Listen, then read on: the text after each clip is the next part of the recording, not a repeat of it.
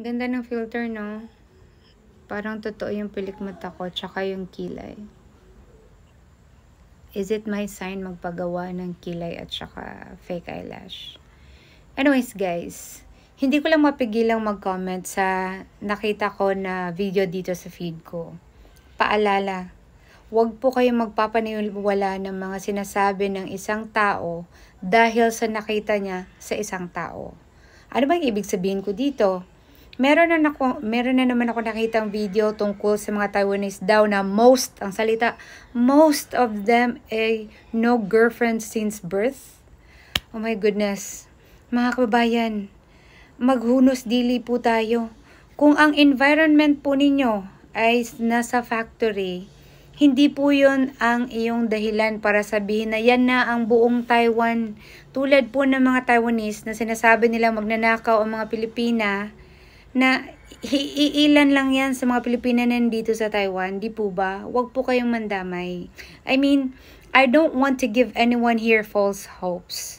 'Di ba? Huwag natin gamitin yung mga ganitong mga issue para lang magkaroon tayo ng reactions, engagements, or magte-trending po tayo hanggat napunta po tayo dito sa aking feed.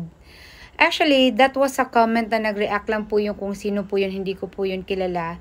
Hindi ko na tinapos yung sinabi niya kasi ang punto ko lang naman is yung comment na most Taiwanese ay no girlfriend since birth. Naku po, I've been here for almost 17 years. At ang mga nimimit ko po ng mga Taiwanese ay may iba't ibang roles dito sa Taiwan. Iba't ibang edad. Wala pong ganong, most of them ay walang girlfriend since birth. Para sa akin, wag po tayong mag-spread ng false hopes sa mga kababayan natin. At wag po tayong mag-generalize ng mga bagay-bagay na wala po tayong alam. Pwede po ba? If you want to know more, then maybe you can ask me a question and by then I can answer you directly. Walang drama, walang bias, walang over na storytelling.